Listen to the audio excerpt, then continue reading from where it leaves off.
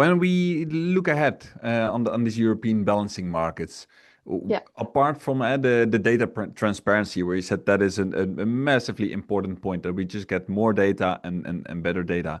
What do Mhm. you think is the most important challenge that needs to be tackled from a pan-European view to make Mhm. these markets just more transparent and efficient? Yeah, yeah. So I would say to make them more efficient and in a way more successful, I would say trust is the biggest word here because the more you trust in the market, the more you are in for less surprises because you start to believe in what's happening, right? So if there is more transparency also in the way the algorithm works, we understand this, start to understand this better, it will make it more successful, right? So if we start to also see more volumes coming in into the market, more integration happening, so it will bring again understanding what are the fundamental drivers behind each of these countries that are joining the new ones and how will that affect the common merit order list. It's all about understanding where do you lie in that common merit order list and whom are you connected to. So the more you start to understand this, the more people will be in for less surprises. So it will be,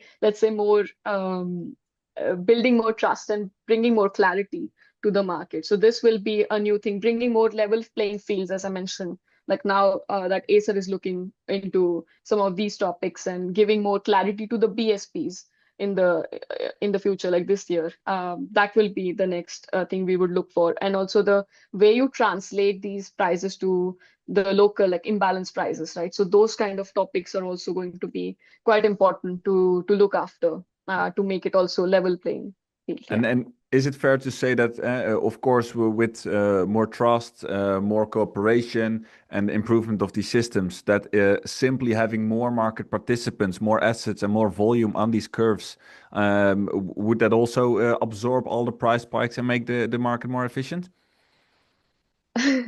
That's tough to say because it also depends on the bidding behavior, naturally, and who is in behind those bidding curves, right? If you start to see, let's say, more energy storages, they will bid based on their opportunity costs, and it's more difficult with those type of ways to see how will they place their bids and so on. So it is, yeah, a bit tough to say exactly where. This will land us, and I can't promise you that it will take away all the volatility and so on. But yeah, it will be something to definitely to see. And the more we know the market, the more clarity we have and data, the more we can answer this question for sure. Thank you, Priyanka. And I think also hearing about all the complexities in this market, thank you to all these people involved in these super Mhm. advanced systems and trying to make our European power system a more efficient and robust system. I mean, it's super complex, super challenging. You Yeah. have thrown me a bit around with all your Mhm. information and complexity.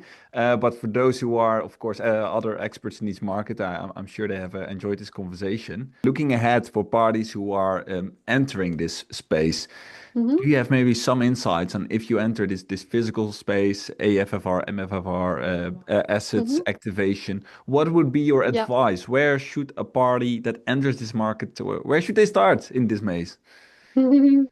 So first of all, I would say try to better understand the um, underlying like fuel mix because that's what is going to set the prices ultimately. So having a good understanding of your own local market wherever you are starting and also of your neighbors is first of all very important, and having good understanding of how this reflects to, let's say, the imbalance prices or which are quite important for the short-term trading at least. So this will be very important, and also to stay updated with the changes in these market rules.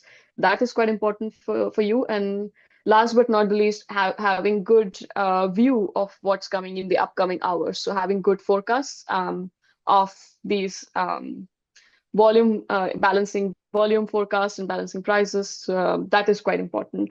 So yeah, I know some people who can help you with that. So feel free to And get in touch. I'm sure that Montel has some data sources and platforms here to assist the traders in getting up and running. Yeah. Absolutely, And as yes. part of this Montel series, we are also, of course, speaking with Jean-Paul Haremans from Synopsys, who is one of the other experts in this field. Yes. Hmm. We see, of course, over the last years, the whole wave of algo traders, more artificial intelligence. And I'm Yeah. no expert at this topic, but you could say AI does not really know what it knows. It's just good in predicting directions or opportunity or Hmm. likelihood. Um, Hmm. would you say that being active in these physical asset driven markets with AI Hmm. strategy, does it make sense, or is this fundamental understanding really important to more fundamentally model rather than in some statistical likelihood way as AI does? I would say it's actually mix of both, really. Because you can't, I would say don't put all your eggs in one basket. Yeah. In a summary, because Fair enough. if you go too much with AI, you would miss out on these kind of the regulation changes that I've mentioned. So AI will only do as good of a job as the data you're sending in, and if the data is actually coming in from a different market design, then you will have to adapt your models to that also, right? So and then there'll be different factors that will be starting to play a role. So how would you know that? So I think it's a combination of both. So having understanding of the market, and also I'm not ruling out the importance of AI, of course. It's also doing its job, and that's also important for us to learn from the patterns and so on. But also being able to understand what's going deep within is important, because at some point you might get a question like, why did you take this decision, and what did AI really process, so to be able to like back engineer, like backtrack what really happened there. So there's a little bit of, yeah, more market depth, understanding, knowledge that is going to play a role. So this, we can't let go of that really.